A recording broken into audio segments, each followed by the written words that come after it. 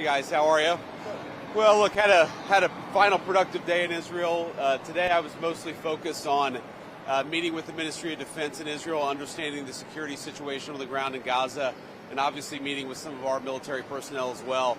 I mean, the whole purpose of this trip was to try to understand how to make the peace stick, how to move on to phase 2 successfully, and a big part of that is just understanding what would be necessary to police and secure Gaza so that on the one hand, we can provide stability and hopefully some humanitarian assistance to the Gazans, but on the other hand, ensure that Hamas is unable to threaten Israel. So, well, I do, and in fact, not just me, but the entire team. I know Marco's going to arrive in just a couple of hours. Jared, Kushner, and Steve Witkoff are in Saudi Arabia, and then I believe right now they're actually in the UAE trying to marshal support for the International Security Force. It's very early, but I do think that we've made a lot of progress in understanding what the composition of the ISF would look like and understanding what would be necessary for it to actually be effective, and then just to understand how Central Command is going to work with the troops who are going to actually be on the ground. Again, no American troops on the ground, but American troops supervising and mediating the peace, understanding what that relationship would look like.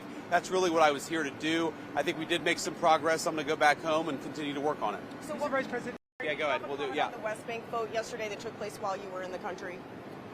Oh, yeah, that was weird. That was weird. I was sort of confused by that. Now, I actually asked somebody about it, and they told me that it was a symbolic vote, some symbolic vote to recognize or a symbolic vote to annex the West Bank. I mean, what I would say to that is when I asked about it, somebody told me that it was a political stunt, that it had no practical significance. It was purely symbolic. I mean, look, if it was a political stunt, it was a very stupid political stunt, and I personally take some insult to it. The West Bank is not going to be annexed by Israel. The policy of the Trump administration is that the West Bank will not be annexed by Israel. That will continue to be our policy. And if people want to take symbolic votes, they can do that. But we certainly weren't happy about it. Thank you. Thank you.